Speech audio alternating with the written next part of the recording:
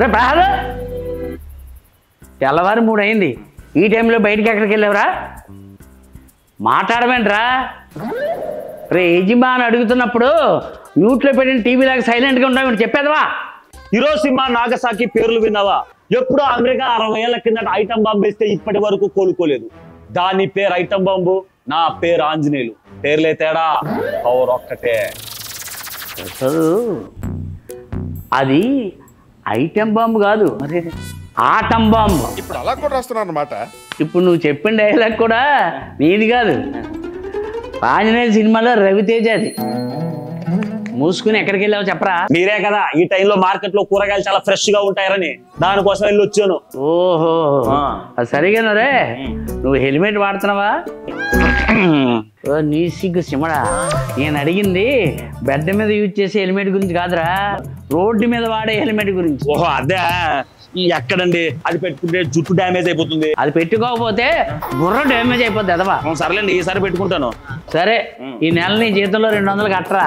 ఏంటి హెల్మెట్ పెట్టుకోకపోతే 200 ఫైన్ వేస్తారా? ఏంటి ఫైన్ వేస్తారా కాదు, పోలీసులు వేశారు.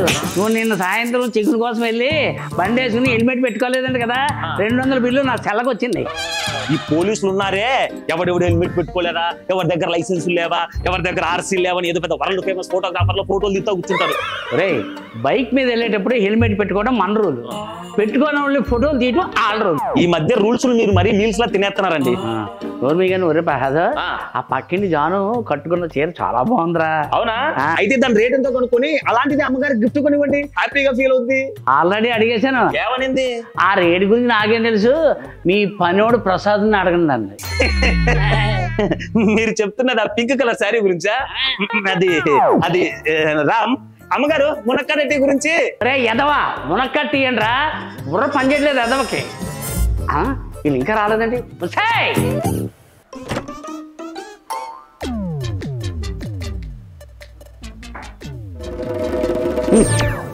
రాత్రి అంతా తెల్ల చూస్తూ మేలుకోవడం, తెల్లవారుజాము లేకపోవడం అలవాటు అయిపోయింది మనుషులకి. వసే లేకండి, అదే లే. బా ఏంటండి తెల్లవారు 3 అయిందండి. మీతో 3 ముళ్ళు వేయించుకున్న పాపానికి ఇలా రోజు 3 గంటలకు లేవాల్సి వస్తుంది. వసే ఏడ్చావు. మనిషి అన్నాక అనుబంధాలే కాదే, నిబంధనలు కూడా ఉండాలి. అయినా పొద్దున్నే లేచి వాకింగ్ చేయాలని ఎన్నిసార్లు చెప్పాలి?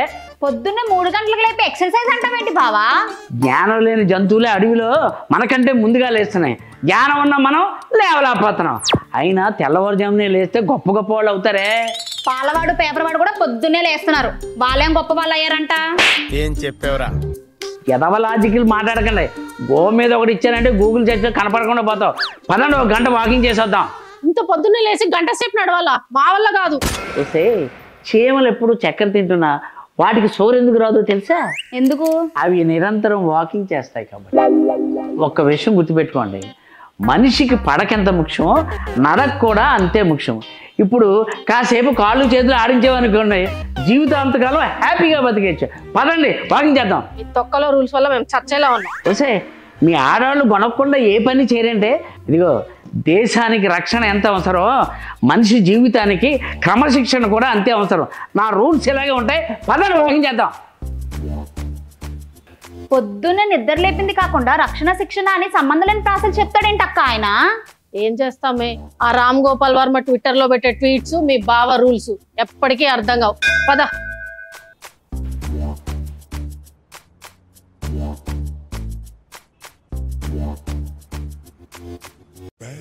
వచ్చారా?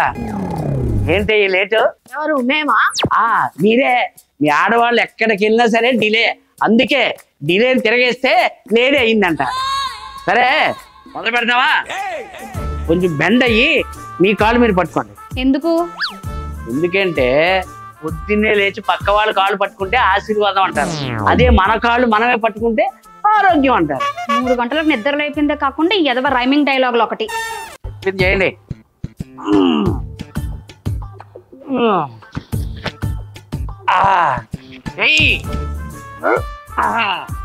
సరే సరే ఓకే. ఇప్పుడు జంపింగ్ జాక్స్. ఏంటే బావా ఈ ఎగడ్డం నా వల్ల కాదు.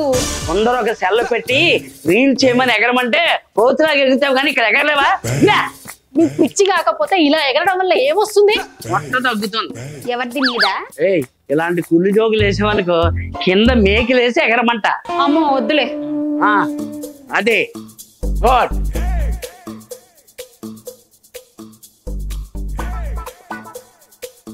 ఏమండి చెప్పడం మర్చిపోయాను, పక్కింట్లో మహిళా మండలి మీటింగ్ ఉంది, మేము వెళ్ళాలి. కుదరదు. ఎందుకు కుదరదు? ఎందుకు కుదరదా?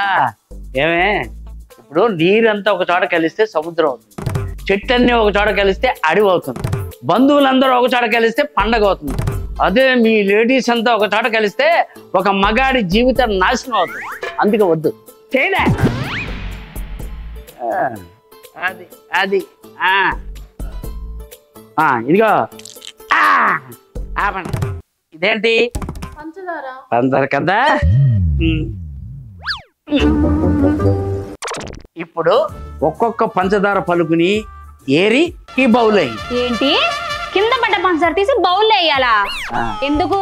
ఎందుక పంచదార ఎక్కువ తింటే కొవ్వు పెరుగుతుంది. ఇలా కింద పడ్డ పంచదార ఒక్కొక్క పలుకు ఏరి ఈ బౌల్ వేస్తే కొవ్వు కరుగుతుంది. ప్రభు ఈ వింత ఎక్సర్సైజ్లు మా వల్ల కాదు, మమ్మల్ని వదిలేయండి. ఏంటి వదిలేది?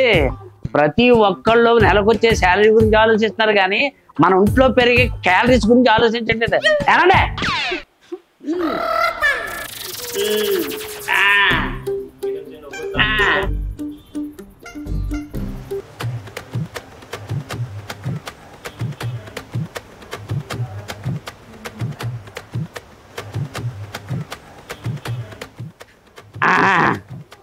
అమ్మయ్య అయిపోయింది బావా. ఏమండి డైలీ ఇలా చేయడం మా వల్ల కాదండి. ఇలా రోజు మిమ్మల్ని చేయమనేది దేశం కోసం కాదు, దేహం కోసం. అలానే వెళ్ళి ఫ్రెష్ అయ్యండి, బ్రేక్ఫాస్ట్ చేద్దరు. సైకో సంఘానికి సెక్రటరీలా ఉన్నాడు, వీడెక్కడ దొరికాడే నీకు? ఏమో లే పద, మళ్ళీ లేట్ అయితే రూల్ ప్రకారం లేట్ గా వచ్చినందుకు టిఫిన్ కట్ అంటాడు. పద. అమ్ము పద పద. ఆకలైతే అన్నం పెడతా, తొందరగా వస్తే టిఫిన్ పెడతా, ఆకుకూరలు పెడతా, ఆకుకూరలు పెడతా. మై డియర్ రూల్స్ బావా, ఈరోజు స్పెషల్స్ ఏంటి? ఆకుకూర చట్నీ, పాలకూర పప్పు, గోంగూర దోశ. గోంగూర, పాలకూర, ఆకుకూర ఏంటి ఆకుల గోల? ఇవాళ ఆదివారం ఏ మటనో ఉంటుందని ఎక్స్పెక్ట్ చేసా. నాన్ వెజ్ ఎక్కువ తింటే ఫ్యాట్ పెరుగుతుంది, తొందరగా అనారోగ్యం ఫాలో అవుతాం. తలకాయ నాన్ వెజ్ లో కూడా మంచి ప్రోటీన్ ఉంటది, అది తిన్నా హెల్దీగానే ఉంటారు. ఏంటి ఉండేది? ఆకులు తినే మేకలేమో కొండలు ఎక్కుతుంటే, మేకలు తినే మనమేమో జబ్బులతో మంచం ఎక్కుతున్నా.